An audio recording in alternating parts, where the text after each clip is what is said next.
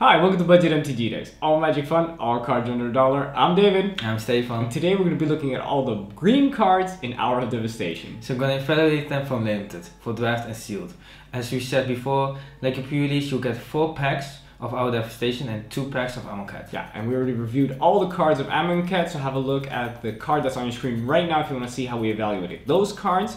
We're going to be evaluating all the cards according to our 3-tiered system. Tier 1, those are your bombs. Unconditional removal, these are the cards that are going to be winning you the game.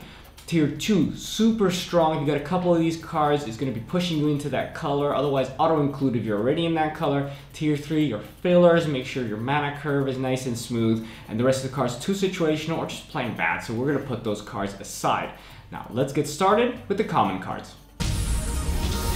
Our first common card is Life Goes On. For 1 green, it's an instant. We're going to be gaining 4 life for this card. But if a creature died this turn, you gain 8 life instead. So it has Morbid.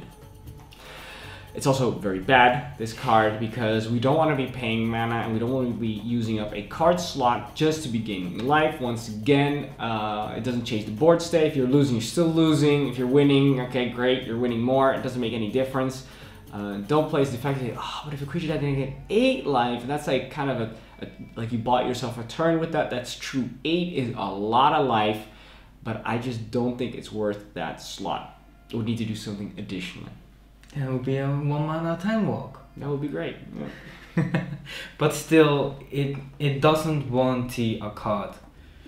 Filled Sandwalla. 1 mana, 1/1 lizard, and for 1 and a green, Filled Sandwalla gets +2/+2 until Grilled Sandwalla. Now that is something I want. That sounds great. I was getting hungry, okay? I'll have the number 8 Grilled Sandwalla with bacon, please. Thank you. So, for 1 and a green, Filled Sandwalla gets +2/+2 until end of turn. Activates ability only once each turn. Like we've seen before, these kind of effects are pretty good, especially on a cheap creature. It's only once every turn, but then it's still a 3/3 for 1 mana that you use 2 mana to pump it off once. Yeah. So yeah, it's a really good filler. Yeah, I really like this this card. I would have preferred if it was on a 2/2. It'd be a little bit stronger, but yeah, being able to turn this thing into a 3/3 is nothing to sniff at. Exactly, it's maybe better card-wise, because else it's just like 2 mana, just block Eternal. Yeah, true.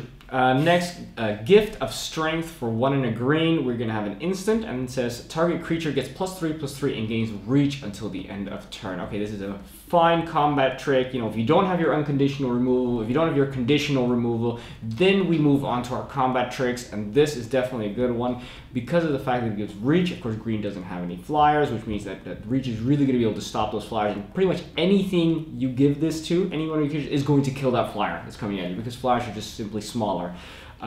Pretty solid, and also the +3/+3 also is going to be able to, you put it on a 2/2, and then it's going to be killing those Eternals. Yeah. So these kind of things for 2 mana, +3/+3 is just really good. Yeah, reach is a nice little bonus. Yeah. Rona's Stalwart. 1 on a green, it's a 2/2 human warrior. You may accept Rona's Stalwart as it attacks, and when you do, it gets +1/+1 until end of turn, and can't be blocked by creatures with power 2 or less this turn. So when you attack it and you exert it, it becomes a 3/3, and it cannot be blocked by 2/2s or less. So that's actually really nice, because it'll trade with the 3 power, or someone has to throw a bigger creature in front of it. So for 2 mana, it's already good, and then it has an upside when you exert it. So good tier 3. Yeah, it's just fine. The exert cost is just not enough. I think I find that with a lot of these exert things, the downside of the exert is so high that the bonus of the exert kind of cancels each other out, and that's why it never pushes it either over or under the tier level that it should be at. So exactly, it's still just a filler. Yeah, because that's what you kind of have to look at. What we do is it good enough on its own, and exert is just an upside when you kind of need it, or just play around with it, because else you're not always gonna use it, because you can't. Yeah, you can't always use it, absolutely. Next card, Feral Prowler for 1 and a green. We get a 1/3 cat, okay, so that's already filler right there, that's fine. Also, when this guy dies, draw a card. that's really nice actually. I would definitely play this all day. The problem is this card by itself is not winning you the game. It's not pushing through a lot of damage. It's just a very solid blocker, and it replaces itself when it dies. It's really, really good. I would say this is a top tier 3 card. Very nice. Yeah, it's just nice because it blocks early game, and after in late game it just chumps, get your card. Yeah, it replaces itself. If I would pull 4 of these, I'd play all 4. I'm not sure if I would play all 4, but sure. Yeah. Sidewinder Naga. 2 and a green, it's a 3/2 Naga warrior. As long as you control a desert or there's a desert card in your graveyard, Sidewinder Naga gets +1/+0 and has trample. So a 3/2 for 3, already decent. If you have a desert, it's a 4/2 with trample. That's actually really big. Yeah. But still the 2 toughness, so it will get blocked by a 2/2. It gets some damage through, so tier 2 for me. Yeah, exactly. I wouldn't got nothing else to add about that. The picture is awesome though. Yeah. Play it just for the picture. All right. Next we have a Harrier Naga for 2 and a green. We get a 3/3 vanilla creature. So this thing is just for 3 mana, a 3/3. And you know what? That's actually really good in limited. You may think it doesn't have any cool abilities, but it doesn't need to, because the power and toughness, normally we were paying 4 mana for a 3/3, and we're getting it a turn earlier. Naturally, green is the only color that really gets that kind of stuff, and Harrier Naga is a perfect example of that. Be very happy to be able to play this as a filler position. Next one, Ambuscade. 2 and a green instant, target creature you control gets +1/+0 until end of turn. It deals damage equal to its power to target creature an opponent controls. So it's not a fight because it just deals damage to it and it pumps it up on instant speed. So I really like this one, tier 2. You need to have a creature, but with the +1 extra damage, it will most likely kill something. So for me, always play this. Yeah, most likely it will kill 2 things.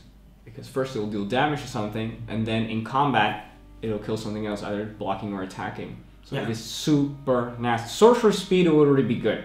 Instant speed pushes it over the edge. Definitely. Exactly, because you can use it on blocking, on attacking, so it's so nice. Awesome removal spell. Very good. These green removal spells are getting better and better, right? Yeah. Yeah, amazing. Next, Beneath the Sands for 2 and a green, we got a sorcery. We're going to be searching our library for a basic land card, putting it into the library tapped, and then we shuffle our library. It also has Cycling 2. Okay, all it does is get you a land, sure, it ramps you.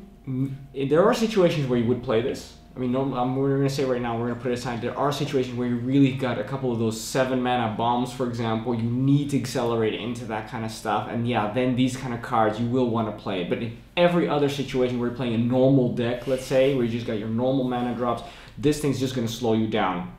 So I wouldn't play it. Yeah, because sometimes when you need to go color fixing, so that's nice. But we always say try to play stick to 2 colors. Yeah. So then you don't need it, and you'll be losing your 3-drop to search for another land, and you could actually play a creature. Yeah. Or the Ambuscade, which is a lot better. Yeah, exactly. So once again, if you're playing 3 or more colors, or you were playing a lot of 6, 7 drops, yes, of course you can play it. But those are exceptions. Exactly, and that's why we always say that our side cards, it always just depends on what your deck wants to do and what kind of cards you want to get, but normally you don't want to play it. No, true. Oasis Ritualist. 3 and a green, it's a 2/4 Naga Druid, and you can tap to add 1 mana of any color to your mana pool, and it can tap and exert itself to add 2 mana of any 1 color to your mana pool. So it's the color fixing, mana ramp, and then you can exert it to get 2 mana of something in there, and that's actually really nice already with the 2/4 on the 4 mana, just already good enough. So for me, just play it. I think this is a perfect example of how mana ramp does work for limited. It's on a creature. That means it can chump and it can attack and it can kill stuff. This one is on a 2/4 creature, which is actually really, really relevant. We discussed our 2/4s are really strong and only for 4 mana, which is super good. Plus, it also gives you the fixing element. So this card does everything green wants to do and more. Super, super strong. Exactly. And so I like you can exert it, but you can get 2 mana out of it in 1 turn. Yeah. So that's actually a big step up. Yeah. Now you're ramping into that 7 drop if you want. Yeah. Next we have Bitterbow Sharpshooters for 5 mana. We get a 4/4 Jackal Archer with Vigilance and Reach. Now you may think, okay, 4/4 for 5 mana, 4/4. That's filler. That's fine. Vigilance is an ability which is, you know, nice, but it wouldn't push it into any other territory. However, the Reach now has all of a sudden, together with the Vigilance and the Power and Toughness, has pushed it into Tier 2 territory. Why? Because no flyer is going to be able to get through this. And on top of that, it's the same Power and Toughness as the Eternals. And if they can't kill it easily, you can attack with it and block with it, which means it's going to be putting you into really, really nice position when you're when you're going to be attacking. So that's why it pushes it into Tier 2 territory. Yeah, the thing is with the Reach, if you attack with the Vigilance and the Reach, you attack with it, he can't block with his flyers, then he can't attack with his flyers because it has Vigilance. Yeah. So that's why I really like this one. Yeah, super, super strong, much more powerful than you may imagine.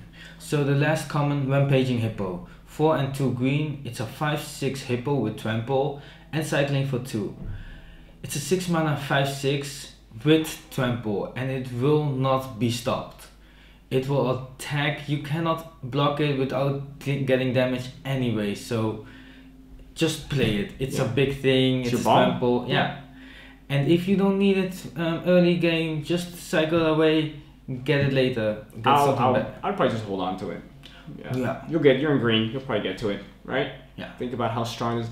You know, we've seen cards like this before. They're we put them tier 3, but that's because their toughness is 4. And the fact that this has toughness 6 is a world of a difference. This thing is, whereas with 1 they throw 2 2s in front of it, now all of a sudden they have to throw 3 2 2s in front of it. That's probably going to wipe their board entirely for just getting rid of this card. So that is why it is such a tier 2 card, this one. Yeah, and I really like my Trample on the little bit bigger power, but just that bigger butt, so it just survives and always deals that little bit of damage with also killing the small things. Very strong. So you can actually just jump it. Yeah, love playing stuff like this. Very good. Those are the commons. Let's have a look at the uncommons. The first uncommon is Hope Tender. 1 on a green, 2/2 human druid, already filler, and for 1 untap target land, and 1 untap exert Hope Tender, untap 2 target lands. So you can exert it to untap 2 target lands, so you're vamping yourself for 1, else you're color fixing probably, but still it's a 2/2 for 2, so it's a decent filler. Yeah, you can just play it. Don't expect to be using this to ramp yourself all the time. Just see it as your 2/2 for 2 that sometimes will help you fix if in a pinch. Exactly. Right. It doesn't actually do that much because you have to tap that 1 land to activate ability. Yeah. That's what I don't like about it. No, but still play it though. Devotee of Strength is next for 2 and a green. We get a 3/2 Naga Wizard. Okay, so I like that power and toughness for that cost. And additionally, for 4 and a green, so for 5 mana, we get to give target creature +2/+2 to the end of turn. Okay, what's really good about why this card is now went from tier 3 to tier 2 is because not only does it give +2/+2 to any creature, to any other creature, but it can also give it to itself. So it doesn't need synergy with other cards to be good. It doesn't need to exert itself to be good. It can just, the card is good by itself. It can turn itself into a 5/4, which is huge, by itself. But it also has the potential that if you're attacking with this one, another creature, it's instant speed, so your opponent doesn't know which one of the 2 you're going to be pumping. It puts them into a really awkward situation of, okay, either I block that one and then he's going to pump that one and then I'm going to lose my creature, or they're going to pump the other one and then I'm going to take 5 or more damage. It puts people in a really awkward situation. I just always like the abilities that is just mana sink to pump up your creatures. On other creatures, I already love it on the creatures that just pump itself, but this one pumps other things too. Insanely strong. Exactly. Yeah. I actually in the beginning didn't read that correctly. I thought it just only pumped itself, and I just already loved it. Yeah. Can you imagine? But it just pumps other things too, and that just makes it great. And just play it. Yeah. Tier 2. One of the rules of playing limited is that the person who wins will have some kind of card advantage, and the person who wins is also the person who can most effectively use their mana every turn. This is a perfect example of when you have a mana sink, being able to always have use for your mana, which means you're getting an advantage over your opponent, which may not be able to use all their mana effectively every turn. The next one, Dune Definer. 2 and a green, it's a 2/3 Naga Cleric, and you can pay 1 mana, tap an untapped desert you control, and you can gain 1 life. It's a 2/3 for 3 mana, which ability you'll probably never use. Yeah, so just ignore the ability, but it's a 2/3 for 3, so it's fine. Yeah, it's a tier 3. Filler, there you go. Then we have Nissa's Defeat for 2 and a green. We have a sorcery. We're going to be able to destroy target forest, green enchantment, or green planeswalker. Well, we're spoiled for choice on this one. And if that permanent was a Nissa planeswalker, draw a card. Oh, no. Okay, sarcasm aside, we're not going to go into it too much. It's just really bad, too situational. Put it aside. Don't even talk about it. Then let's go to the next one. Tenacious Hunter. 2 and a 2 green. 4/4 crocodile. As long as a creature has a -1/-1 counter on it, Tenacious Hunter has Vigilance and Death Touch. So we haven't seen that many cards in this set to put -1/-1 counters on things, but you also play a bit of Amonkhet, and even then a 4/4 for 4 is already good. The other ability just pushes you into 2, because just even having able to do that is just good enough. Yeah, it's super strong. Yeah. 4/4 for 4, awesome. And remember, it doesn't say as long as a creature you control has a -1/-1 counter. It says any creature, so that means that even if your opponent is playing -1/-1 counters on their own creatures, then you also get the Vigilance and the Death Touch. So I think there's a pretty good chance that it'll have that sometimes. And even if not, this is still going to be it's coming in so early. Remember, a lot of these Eternalized things are only going to be coming in around turn 6. A lot of them are Eternalized 6, some of them are 5. This one at 4 mana. You got a 4/4. Yeah, it's just a big thing, and it has bonus. So turn 2, tier 2. Absolutely. Quarry Beetle is next, 4 and a green. So for 5 mana, we get a 4/5 insect. When this guy enters the battlefield, you may return target land card from your graveyard to the battlefield. So when this guy comes in, you could, for example, one of your lands that you cycled away, you can return that one, put it onto the battlefield. However, let's say you're not playing heavy with the deserts or the cycling stuff, then still for 5 mana, a 4/5 is really, really good. It is an awesome filler. It won't be winning you any games, but remember, how many cards have we seen that have 4 power, but 4 or less toughness? A lot. So that means that this thing can block all day, can attack with impunity with almost very little chance of getting killed. It's really good, really strong.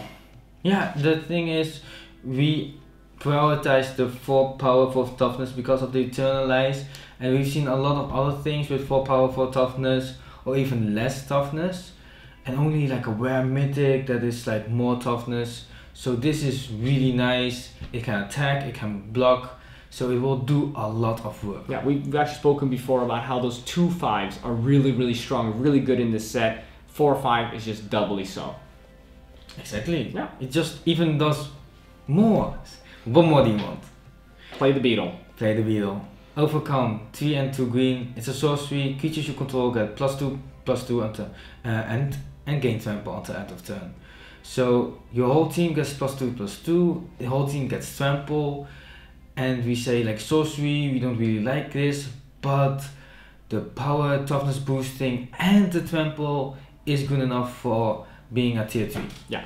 This is definitely the kind of card that if I would pull this, I would definitely also be looking at my red cards, because if you can get a very aggressive strategy and then be able to get a lot of your early drops with red and some of the fatties which don't have, for example, your 3/3s for 3s in green, combine that with Overrun, you can have a very strong finisher super early in the game. Overcome. What did I say? Overrun. Overrun. Because I think that's another card. It reminds me, Overrun was a very similar card actually. It is. Anyway, so Overcome is similar to Overrun, and definitely play it in an aggressive strategy, but still only tier 3 because people see it coming a mile away because it's a sorcery. Next we have Sifter Worm for 5 and 2 green, so for 7 mana we get a 7/7 Trampler. That's it. This thing's already winning the game right there. Additionally, when this guy enters the battlefield, scry 3, because of course it's a Sifter Worm, so it's sifting through your cards. And then you reveal the top card of your library, and you gain life equal to that card's converted mana cost. Okay, great. So we're also going to be scrying to look at what that biggest thing is, and we're going to put that on top there, we're going to reveal it, and then we're going to be gaining life as well. So yeah, this is the essence of a bomb. This is the essence of a card that needs to be answered. And even if it would get answered, it still gives you a little bit of value by gaining you that life and allowing you to scry. So it does tons and tons of work. You play this and you're sitting pretty. Tier 1. Yeah, I just already love it because it's a 7/7 temple. But even without it, just the scry 3 is a lot. And the life gain is not really relevant, but I really love it because it's a big creature that actually looks for whatever you want afterwards. Yeah, super, super strong. What a great way to finish the uncommons. Let's have a look at the rares. The first of our rares is Resilient Kenra for 1 and a green. So for 2 mana we get a 2/2. Nice, that's already on curve. And then when this guy enters the battlefield, target creature is going to get +X/+X, where X is this guy's power and toughness. So it means the first time when it comes in, it's going to be able to give something else +2/+2, which is pretty sweet. So we won't want to play this on turn 2 because then it's going to give +2/+2 to itself. And of course it can't attack because it doesn't have haste, so it's kind of pointless. So we play it a little bit later. Additionally, it also has Eternalize for 6. Then it's going to be coming in as a 4/4, giving something else +4/+4. Super good, Insanity. Play this always. Tier 2 if you're in green, auto include. Yeah, don't have anything else to say. It's a good card. Wona's Last Stand. 2 green as a sorcery. Create a 5/4 green snake creature token. Lands you control don't untap during your next untap step. So it's a 2 mana 5/4 and your lands don't untap. It's great early game. It's good late game. And you can still do something else afterwards. So for me, just tier 2, always play it. Yeah, super strong. 5/4. If you do play this on turn 2 as a 5/4, they're in such a terrible. But this guy's going to do 10 damage or more before it gets answered, and that is just that's just horrible actually for them. Yeah, because you can't actually block it at that point in time in the game. No, for a long time. Yeah. And it's going to cost them 2 cards if they do. Yeah. So then we move on to Ramunap Excavator. So that's for 2 for green, 2 and a green. We get a 2/3, so that's fine. It's already on curve. This Naga Cleric allows us to play lands from our graveyard. Okay, now this is an awesome commander card. Great for some kind of constructed deck. But we might as well ignore that in limited. So for 3 mana, we get a 2/3, which is fine, filler. Yeah. Exactly, because we've seen a couple of cycle lands, so it's fun with that, but don't count Incidental. on it. Incidental advantage, yeah. Pride Sovereign, 2 and a green, it's a 2/2 cat, and Pride Sovereign gets +1/+1 for each other cat you control. So you have some cat tribal here. There are not really many cats we've seen, so you shouldn't count on it, but luckily it has another ability. For white and tap, exert Pride Sovereign, you can create 2 1/1 white cat creature tokens with lifelink. So it's great when it blocks and taps, so it become a 4/4 and you get 2 1/1s with lifelink. So that's actually pretty cool. Nice little surprise there. Yeah. People won't expect that to all of a sudden have a being blocked by a 4/4. Yeah, but it's, the thing is, you have to exert it, but still, it's a really good card, and I always want to play it. Yeah, tier 2 definitely, but tier 2 only if you're in green and white. Yeah, because the thing is, the thing that pushes it into tier 2 is the ability to pump it up itself to make more tokens. Yeah, if you don't have any other cats and you're just playing this in green, then it is not even a filler card. Then put it aside. Yeah, it's not even. Then it's not even a 2/2 for 2. No, don't play it then.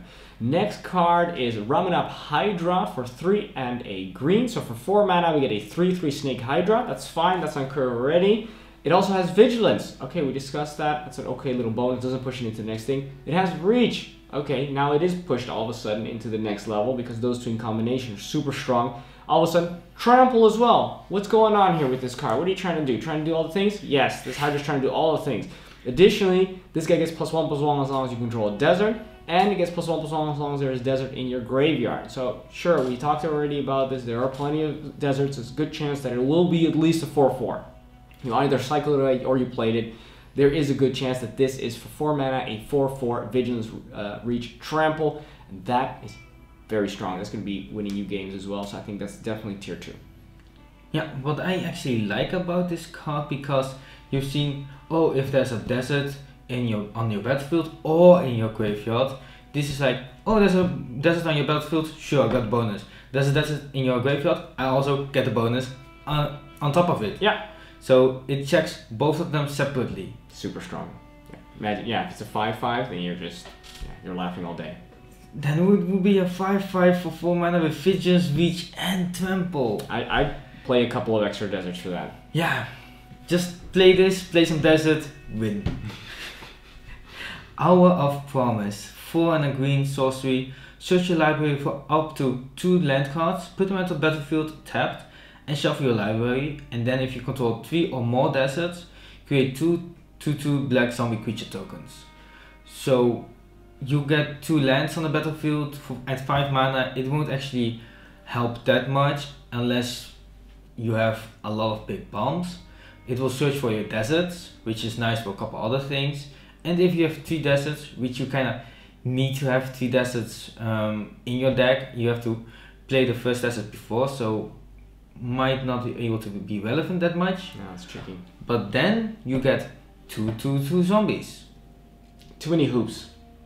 It is. I think for ramp, you don't want your ramp to be at 5 mana because your ramp is supposed to ramp you early game or to make sure at least that you don't miss your land drops, and this just doesn't do any of that stuff because by the time you're at 5 mana, you already have most of the mana you need to be able to do everything. Yeah, like we said before with the mana ramp, it's nice on a big creature like we've seen before, the 4 mana 2/4, because it already does stuff on itself, and this one doesn't actually do stuff on itself unless you have a desert on the table, you have other deserts in your deck, and then you get 4 power and you get 7 mana, but still won't you play something else for 5 mana that actually has 4 power on its own?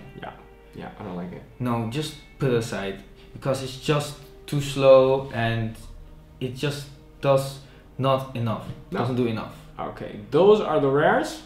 Let's have a look at the mythics. The first mythic is Uncage the Menagerie. It's X and 2 green. It's a sorcery. Search your library for up to X creature cards with different names that each have convert mana cost X. Reveal them, put them into your hand, and shuffle your library. So, say let's do it for 3. So X is 3. So we pay 5 mana. You get search up for 3 different 3-drops. Put them into your hand, and you paid 5 mana for that.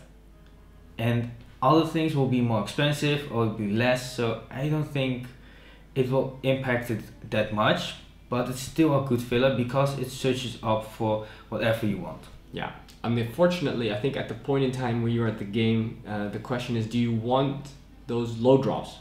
And I think later in the game you want your big drops, you want your fatties, you want your big flyers, you want stuff that's going to be bigger than just your 2 drops or your 3 drops. So sure, it gives you card advantage, which is nice, but it's not searching up exactly what you want. And then that's why I still just put it in as a filler card. Yeah, because you can search up for more bigger things, but you won't have more bigger things. No. And you can search up for little small things, but you want to search up for more small things. Yeah. So that's why it just doesn't really cut it for me, and it's a tier 3 because it's still actually search up for things. Sure. Still having a few extra cards in hand is not bad. Majestic Myriarch is next for 4 and a green. So for 5 mana, we get an XX Chimera. This guy's power and toughness equal to the number of creatures you control. Okay, that's pretty cool. Nice little effect. And additionally, at the beginning of each combat, so that's on your combat and on your opponent's combat, this guy's gonna have all the cool abilities that all your creatures have. So if you have a creature with flying, it's gonna have flying. If you have a creature with death touch, it's gonna have death touch. Haste, exactly. You can just read the card. It's everything pretty much. So if any of your creatures have those abilities, Majestic Myriarch also has those abilities. Ideally, what you want the most, you want to make sure you got a creature with flying, because then this thing can be an XX flyer, which is going to be able to do tons and tons of damage. However, we didn't put it in tier 1, we put it in tier 2. Why? There are situations when this is going to be your only card, when you top deck this, and it's going to be a 1/1 with no abilities. It's twice the number of creatures. Oh, sorry, twice the number of creatures. Okay, it's going to be a 2/2 for 5 mana with no abilities, and that is just not going to be good enough. As soon as, of course, as the game progresses, you got a bunch of creatures. It's going to be insanely powerful. So this is a high risk, high reward kind of card. Kind of reminds me a little bit of the demon as well. The demon also can be super good, but can also be really bad. This one's better than the demon though, because it doesn't force you to sacrifice stuff, and it gets extra abilities on top of that. So yeah, very good tier 2 card, but there are situations where it won't be able to do anything, and that's why it bumps it down to tier 2. Yeah, I like it because even with one other creature, it's already a 4/4. With 2 other creatures, doesn't even matter what, then it's a 6/6. Yeah. So that's why I really like it. It can get out of hand so fast. True. Absolutely. Great. Those are the mythics. Let's have a look at the conclusion. In conclusion, green has some really strong cards. Naturally, of course, we expect green to have good creatures because that's kind of green's specialty, and we know that in limited, you have to play a lot of creatures. That's kind of how it's built, which means that green has a natural advantage when it comes to limited. Usually green doesn't have very good removal. This time it actually does have good removal. It's got good combat tricks. Additionally, the rares are really good. Mythics are good as well, naturally. But the uncommons and the commons are insanely good as well. You're getting cards that are uncommon that you would say, okay, that could be a rare. You got commons that could be uncommons. They are very strong, and I think in limited, green is an awesome card to be playing as your main color. I always think, I look back at the evaluate green, and I like, you know, green always have really good creatures, but I'm always surprised every single time, and especially with this batch of creatures and other spells, just really good. Yeah, like Rona's Last Stand for 2 mana, we get the 5/4. That's not a creature spell, but just all the cards are just really strong. You get your hippo, you got your beetle, you got your crocodiles, ambuscade, all super solid. It's the kind of cards that I can see myself playing a different color and seeing my opponent playing those cards and just thinking, I don't know how I'm gonna deal with this. How are we gonna deal with these 4/5s, with these 4/4s? With all these creatures that are just insanely tough, and you have to kill them with some kind of removal spell. But of course, removal is premium. I want to save that for the bombs, for their rares, for their mythics, and you can't because you got to use it on their commons and uncommons. Insanely good.